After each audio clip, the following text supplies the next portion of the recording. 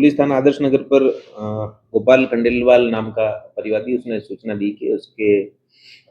घर में से जो करीब 1.5 करोड़ रुपए के जो गहने हैं या सोने चांदी के जेवरात और कुछ कैश है वो चोरी हो गए हैं और इसकी मुकदमा 1 तारीख को दर्ज किया गया। उसके बाद जब आदर्श नगर थाना पुलिस द्वारा सीओ साउथ के सुपरविजन में जब एमओबी एफएसएल की टीमें भी पहुंची, वहां देखने पे पता चला कि जो चोरी है उसमें किसी प्रकार के कोई ताले तोड़ने जैसी घटना कारित नहीं हुई। इस बाबत गहनता से उसका विश्लेषण किया गया, जिससे पता चला कि जो चोरी की गई है वह जो लॉक है उसको तोड़ के नहीं की जाकर लॉक को खोल कर की गई थी। इस बारे में पुलिस को संदेह हुआ और विभिन्न सीसीटीवी फुटेजेस और सीडीआर विश्लेषण के आधार पर अंततः पुलिस आदर्श नगर थाना पुलिस और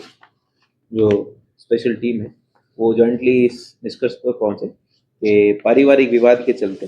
जो गोपाल खंडेलवाल है उसके परिवार से और उसके रिलेटिव जो उसी घर में प्रथम मंजिल पर रहते थे उन्होंने ही चोरी की है, जिसमें से 2 व्यक्तियों को गिरफ्तार किया गया है, जिसमें एक मनीष खंडेलवाल उर्फ मोनी पुत्र राजेंद्र कुमार जाति महाजन उम्र 47 साल आदर्श नगर पुलिस थाना आदर्श नगर।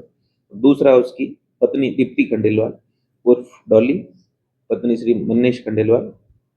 और जाति महाजन उम्र 43 साल, ये भी आदर्श नगर के रहने वाले हैं।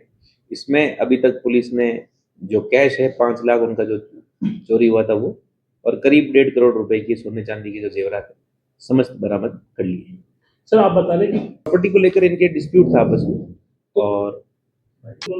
हाँ डेफिनेटली चुराए तभी उन्होंने एफआईआर दर्ज करवाई थी मनीष खंडेलवाल की तरफ। जो चोरी मनीष खंडेलवाल और दीप्ति जो उसकी पत्नी उसके द्वारा ही उनकी निशानदेही से ही गहने जो है वो बरामद उन्हीं के रूम से हुए। क्या उसी दिन वारदात अंजाम दी गई थी जब वो परिवार जब खाटू श्याम जी गए हुए थे पूरे दिन बाहर थे, इन्होंने एक की तो उनके साथ ही थी जो परिवादी के साथ ही, दूसरी एक की थी उन्होंने चुपके से रख ली थी अपने पास कुछ दिन पहले चोरी की नीयत से। इसकी प्लानिंग कुछ समय पूर्व से ही कर रहे थे और जिस दिन उनको मौका मिला उस चाबी से ही ताला खोलकर गहनों के बॉक्स से गहने चुरा कर बॉक्स एज इट इज वापस रख दिए ताकि उनको कई दिनों तक भनक नहीं लगे। हुआ इसमें यूं कि उसमें से चांदी का एक ग्लास था वह बाहर दिखा पाया गया, तो परिवादी पक्ष की तरफ से किसी को दिखा तो परिवार में चर्चा हुई कि ये चांदी का ग्लास बाहर कैसे आया। तब बाद उन्होंने अगले दिन चेक किया तो बॉक्सेस में से गहने गायब थे। इन्होंने